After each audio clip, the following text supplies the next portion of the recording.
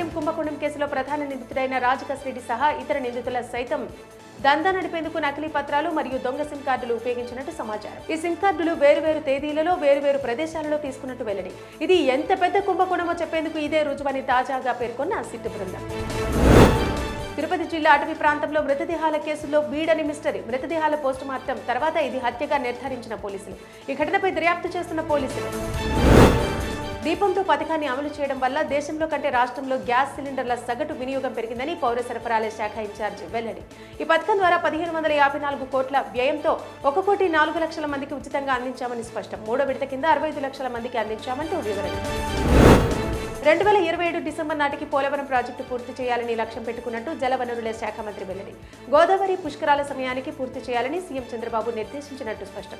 2027 July నాటికి నీళ్లివ్వాలనే లక్ష్యంతో పనిచేస్తున్నట్టు వ్యాఖ్యలు.